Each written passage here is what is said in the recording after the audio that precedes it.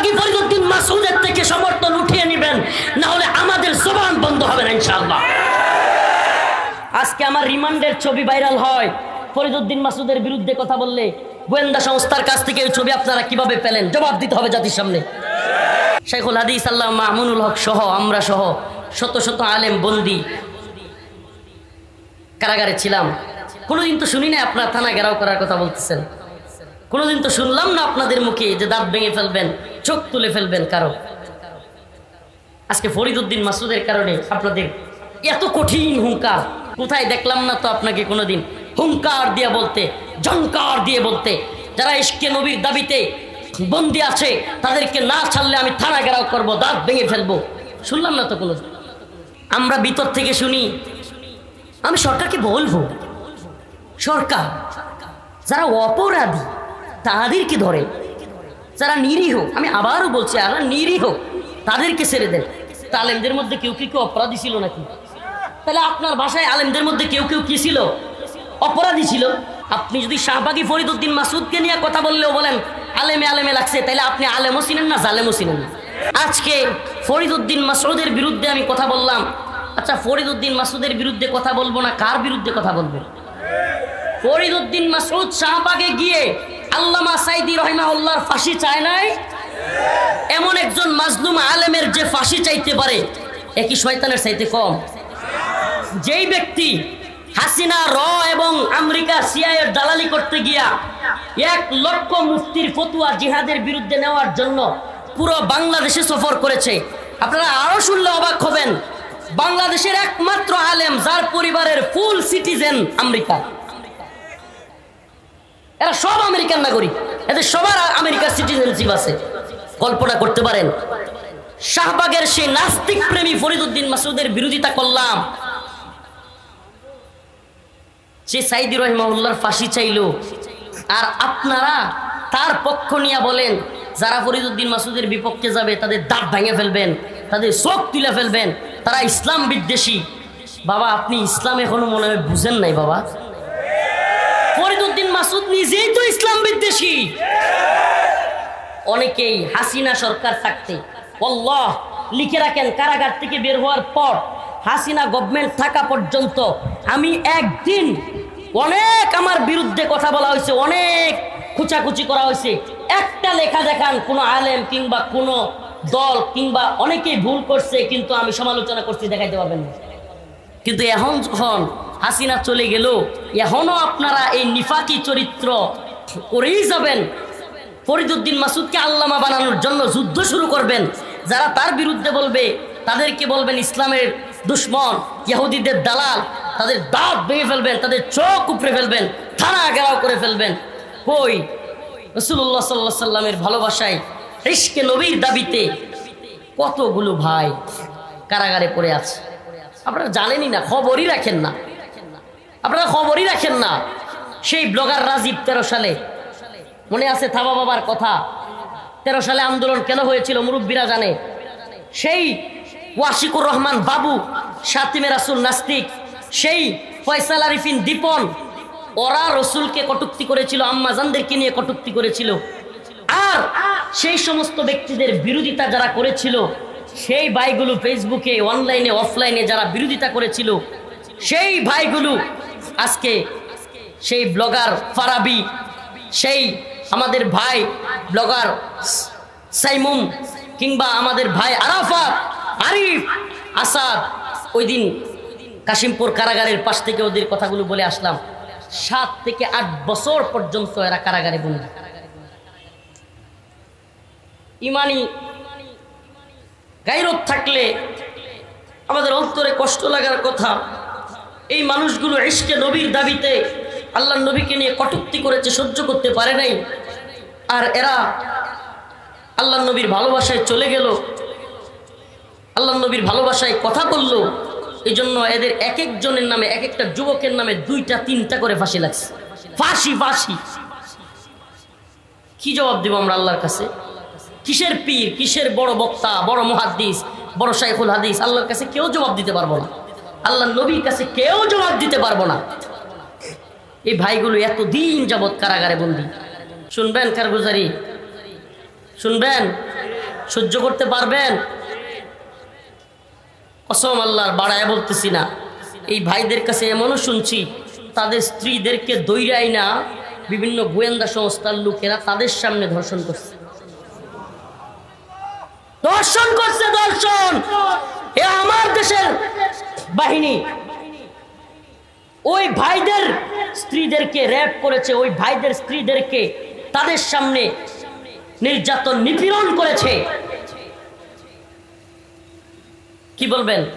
কি জবাব দিব আল্লাহর কাছে আমরা? কোথায় দেখলাম না তো আপনাকে কোনোদিন হুঙ্কার দিয়ে বলতে, ঝংকার দিয়ে বলতে, যারা ইশকে নবীর দাবিতে বন্দি আছে তাদেরকে না ছাড়লে আমি থানা ঘেরাও করবো, দাঁত ভেঙে ফেলবো। শুনলাম না তো কোনোদিন। শুনছেন কোনোদিন? শেখুল হাদিস আল্লাহ মামুনুল হক সহ, আমরা সহ শত শত আলেম বন্দি কারাগারে ছিলাম। কোনোদিন তো শুনি না আপনার থানা ঘেরাও করার কথা বলতেছেন। কোনোদিন তো শুনলাম না আপনাদের মুখে যে দাঁত ভেঙে ফেলবেন, চোখ তুলে ফেলবেন কারো। আজকে ফরিদ উদ্দিন মাসুদের কারণে আপনাদের এত কঠিন হুঙ্কার, আমাদেরকে যাচ্ছে তাই ভাবে। আরো আশ্চর্যের বিষয়, আজকে তারাকান্দার মানুষ আমার এলাকার কষ্টগুলো কিছু বলেই যায়। শুনবেন শুনবেন, কষ্টগুলো কিছু বলেই যায়, আপনারা হুঙ্কার দিলেন না। এমন কি আমরা ভিতর থেকে শুনি, আমি সরকারকে বলবো, সরকার যারা অপরাধী তাদেরকে ধরে, যারা নিরীহ, আমি আবারও বলছি যারা নিরীহ তাদেরকে ছেড়ে দেন। তা আলেমদের মধ্যে কেউ কেউ অপরাধী ছিল নাকি? তাহলে আপনার ভাষায় আলেমদের মধ্যে কেউ কেউ কি ছিল? অপরাধী ছিল। আলেমদের মধ্যে কি অপরাধী কেউ ছিল না? আল্লাহর জন্য সবাই। এ বাবা, সত্যি মনে করবেন আল্লাহর জন্য নাকি অপরাধী? কি বলবেন? অপরাধী। এরপরে বলে কি কি মনে করছেন সরকারকে ধাক্কা মেরে ফেলে দিবে না, সরকার বসে থাকবে? তার মানে আপনি কি করলেন? শুধু এটাই নয়, আপনাদেরকে আরেকটা কারগুজারি শোনাই। এ উম্মার কাছে এখন হাসিনা নাই, বলতে পারবে না কেউ যে হুজুর এত জুলুমের মধ্যে নিজেরা নিজেরা কথা বলেন। নিজেরা নিজেরা নয়, আপনি যদি শাহবাগী ফরিদ উদ্দিন মাসুদকে নিয়ে কথা বললেও বলেন আলেমে আলেমে লাগছে, তাইলে আপনি আলেমও চিনেন না, জালেমও চিনেন না। আপনি আলেমও চিনেন না, জালেমও চিনেন না। এক ফরিদ উদ্দিন মাসুদ একা যে পরিমাণ ইসলামের ক্ষতি করছে, আমার মনে হয় নাস্তিক 100 মিলিয়ন এত ক্ষতি করতে পারে নাই। আজকে জানেন আমাকে রিমান্ডে কারগতি শোনা যায়, রিমান্ডে চোখ বাইদিয়া জিজ্ঞাসাবাদ করা হচ্ছে, চোখে কাপড় দিয়ে। হঠাৎ করে আমি কোর্ট করতেছি উপরওয়ালাকে সাক্ষী রেখে, হিন্দি কথা শুনতে পাইছি। কি কথা? হিন্দি কথা শুনছি। তো এরা আমাকে জিজ্ঞেস করতেছে, হুজুর বলেন তো আমরা কারা? আমার কিছুটা আন্দাজ হয়েছে, হিন্দি কথা কয় এরা তো রয়্যাল লোক হইতে পারে। কার লোক? চিনেননি? চিনবেন কেমনে? বাংলাদেশ 1971-এ স্বাধীন হওয়ার পর থেকে এখন পর্যন্ত যারা চালাইতেছে, আর বোঝার দরকার নেই। এই 24 সালের আগস্টের পর থেকে যাদের ক্ষমতা আলহামদুলিল্লাহ একটু মনে হইতেছে কমছে। শেষ বলা যায় না, যেমনি ইলিশ পাঠানো শুরু হয়েছে আল্লাহ জানে আবার কি শুরু হয়, এটা নিয়ে আমরা ভয়ে আছি। শেষ বলা যায় না, তবে কমছে এটা বলাই যায়। সেই আমি হুজুর আমি বুঝ যাও না বইলা আমি বলছি একটু এড়ায় গেছি, কারণ যদি বুঝছি এটা ওরা বুঝে যায় তাহলে জুলুম আরও বাইরে যেতে পারে। এই চিন্তা করে আমি বলছি যে আপনারা তো র্যাবের লোক, আমার র্যাব ধরে নিয়ে আসছে, আপনারা তো র্যাবেরই লোক। তো এরা প্রশ্নটা এড়ায় গেছে। এবার প্রশ্ন করতেছে, হুজুর আচ্ছা বলেন তো এদেশে এমন কিছু বক্তা যারা একটু জজবাতি গরম বয়ান দেয়, মানুষকে ইয়া করে, এদের কয়েকজনের নাম বলেন, আমাদের দরকার। আমি সর্বপ্রথম আমার নাম বলছি। কার নাম? আমার নাম বলছি যে আমি জজবাতি জিয়াদি বয়ান করি। হুজুর আপনারা তো আমরা ধরছি, আছেই, অন্যদের নাম বলেন। ওয়াল্লাহি একটু বাড়াইও বলতেছি না, একটু বাড়ায় বলার সুযোগ নেই। এরপরে আমি একজন পীর সাহেবের নাম লিখছি, সত্যি কথা বলি, একজনের নাম লিখছি। এরপরে মামুন শাহ হুজুরের নাম লিখছি। এরপরে গুনবী ভাই, আসলে যাদের নাম লিখছি মোটামুটি সবাই গ্রেফতার। তখন কি সবাই গ্রেফতার, রিমান্ড অবস্থায়।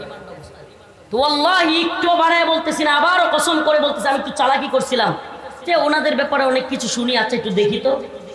আমি সব নাম লেখার পরে গনবী ভাই, হারুনিজার ভাই, উসামা ভাই, কিংবা জুনেদ আল্লাহ সাহেব, মামুন সাহেব, হুজুর, সবার নাম লেখার পরে হঠাৎ করে জিজ্ঞেস করতেছে, হুজুর প্রথমে যার নাম লিখছেন উনি কে? আমি বলছি কেন চিনেন না? আমি বলছি অমুক দলের নাইবে আমির সাহেব।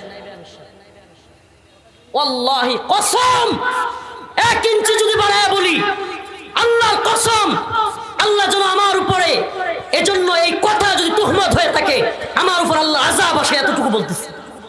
সাথে সাথে লাল কলম দিয়ে কেটে দিছে, সাথে সাথে লাল কলম দিয়ে কেটে দিছে।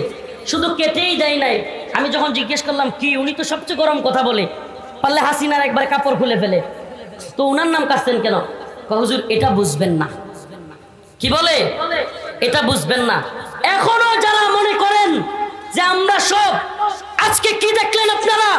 ফরিদ উদ্দিন মাসুদকে আল্লামা বানানোর জন্য যারা তৈরি, হাসিনা চলে যাওয়ার পরে যারা ফরিদ উদ্দিন মাসুদকে বড় বুজুর্গ দাবি কইরা তার বিরুদ্ধে বললে চোখ উপড়ায় ফেলবে, টানা ঘেরাও করবে, এই অবস্থানগুলো দেখতেছেন।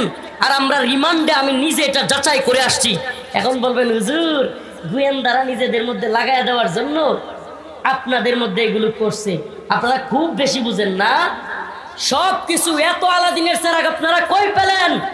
আমরা ইনায়া বিনায়া কথা বললেও গ্রেফতার হই, আমরা এদিক সেদিক করে অনেক আলেম কমেন্ট করলে গ্রেফতার হয়, আর হাসিনার কাপড় খুলে নিলেও কেউ গ্রেফতার হয় না। আপনারা আমাদেরকে বোকা বুঝান না, এত বোকা বুঝায়েন না। আজকে মুখ খুলতে বাধ্য হচ্ছি। আপনারা যদি এখনো পর্যন্ত আলেমদের বিরুদ্ধে বিশুদ্ধার আর এই নাস্তিকদের পক্ষ অবলম্বন থেকে বিরত না থাকেন, কি করতেছে এরা? কি করতেছে এরা? এই আসতে, আপনারা যদি এখনো এই নাস্তিক প্রেমী থেকে বিরত না থাকেন, আর যদি বক্তব্যদেরকে বলবো আপনাদেরকে আমি ভালোবাসি, গালি দিলেও ভালোবাসি, আল্লাহ গালি দিলেও আপনাদেরকে ভালোবাসি, কিন্তু আপনারা বোঝার চেষ্টা করেন এই জালেমদের সহযোগী কারা ছিল, বুঝবার চেষ্টা করেন। বারবার তাদের সহযোগী হয়েও কারাগারে যেতে হয়নি কাদের। আজকে সেই জালেমদেরকেও শায়েস্তা করার সময় এসেছে। হয় পরিবর্তন হবেন, নিফাকি দূর করবেন, শাহবাগী ফরিদ উদ্দিন মাসউদের থেকে সমর্থন উঠিয়ে নেবেন, না হলে আমাদের জবান বন্ধ হবে না ইনশাআল্লাহ।